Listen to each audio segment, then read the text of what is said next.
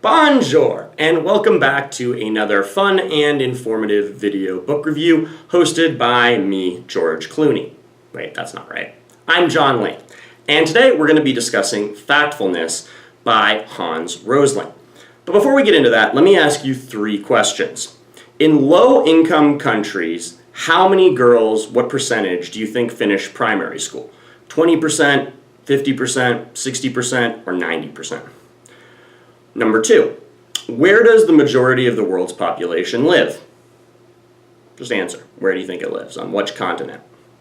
And number three, in the last 20 years, the proportion of the world's population that lives in extreme poverty has increased by 20%, increased by 50%, decreased by 20%, or decreased by 50%.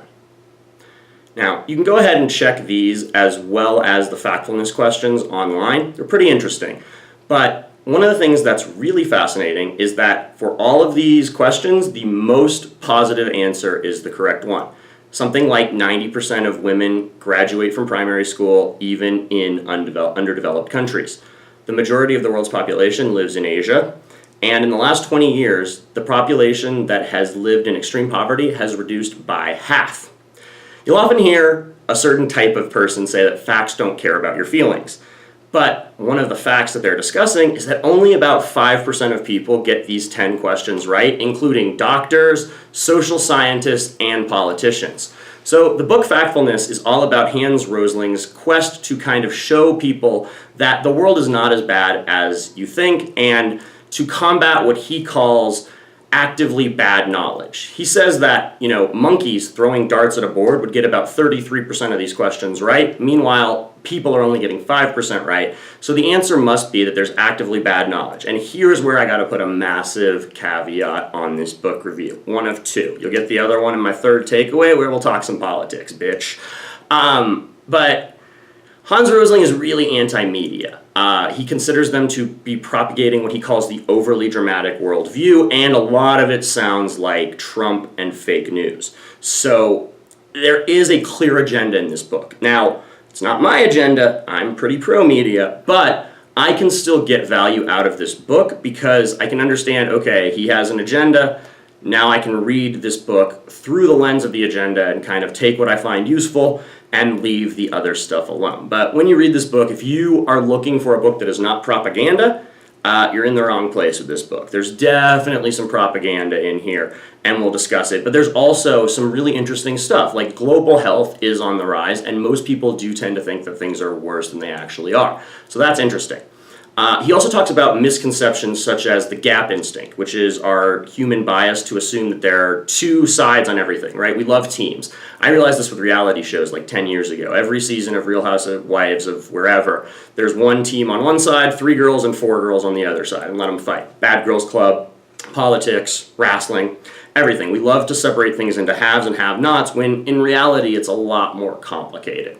He also talks about the straight line instinct, right? People talk about overpopulation and how the world's population is growing, and they basically just assume that straight lines are going to continue going in the same direction forever. But in reality, things are much more curved, there's bumps, lines break, and the most likely outcome is not that things are going to continue unabated forever. Just look at the 2008 housing market. He also talks about the fear instinct, how when we are afraid, we tend to lose focus and we are much more persuadable, and how a lot of news organizations and people use fear to get people to make decisions.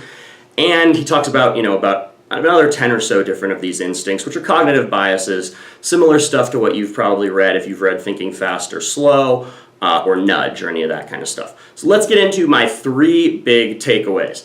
Number 1. One of the ways we think about the world that's really incorrect is in terms of like developing nations and underdeveloped nations, third world countries if you're being unpolitically correct. And in this book, Hans breaks down why that's wrong and how there's actually 4 levels, right? And he breaks down the dollar by dollar level. On level 1, you get $1 a day. On level 2, you get up to $4 a day. Level 3, you're living on $16 a day. And level 4, you're living on $64 a day. So most of us watching this video, we're on level 4, right? We have enough money to cover our basics with a little extra in our pocket, around $64 a day. Not a ton of money, but a ton compared to the $32 a day people earn on level 3, and astronomical compared to level 1, where people don't have shoes, have to walk to get clean water, and don't have access to gas to cook with. So look up the 4 levels. They're pretty interesting. I'll try to put some images in this video if I can find them, but pretty interesting stuff. Number 2, it's hard to change our minds because of all of these biases and heuristics, right? One of the things I love to study is biases, heuristics, mental kind of shortcuts that we love to take, right? I've read probably 10 or 20 books on this stuff, and one of the reasons that it's so difficult to change people's mind is because in order to even get to the point where you can change someone's mind, you have to get past all of these hurdles, right? The confirmation bias, the bias that we want to believe what we believe, so we look for evidence that conforms to our worldview, right? There's so many of these things, and if you don't understand them, you're not going to ever be able to persuade people or make any big change. So I'm glad these books are being written and they're kind of getting into the mainstream zeitgeist, because this stuff is important. And my third big takeaway. This book is a perfect example of what I like to call stay in your place politics. And this is often used when minorities, women, underprivileged people are asking for more. People say, well, things are getting better. Yeah, but they're still not good, right?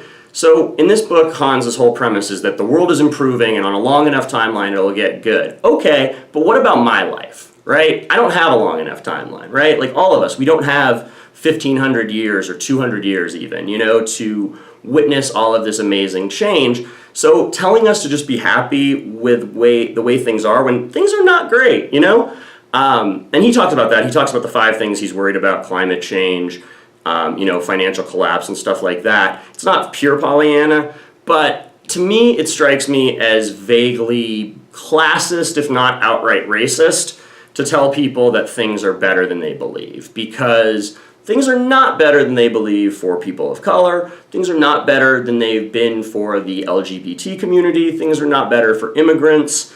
And there's a lot of people who need things to get better in this lifetime and are sick of being told to stay in their place, or that things are getting better in the macro sense. Let's focus on the micro. Let's focus on making things better for everyone, rather than just some kind of feel good, well, less people have to walk to get water. That's great. But what about how Houston's underwater? What about Puerto Rico? What about New Orleans? There's parts of New Orleans that are still unusable 14 years later, right? What about gerrymandering? What about voter suppression? What about ICE? What about these deportations and putting kids in these camps? Let's focus on that rather than how everything's going to be better in a magic Pollyanna land. Anyway, overall, I give this book 3 stars. The agenda just made it very difficult to read. There's good information in there, but again, a lot of it's stay in your place, and a lot of it is just telling people that you should just be happy with the stuff the way it is, and that is the language of oppressors and colonizers. So thanks for watching. I'll talk to you very soon.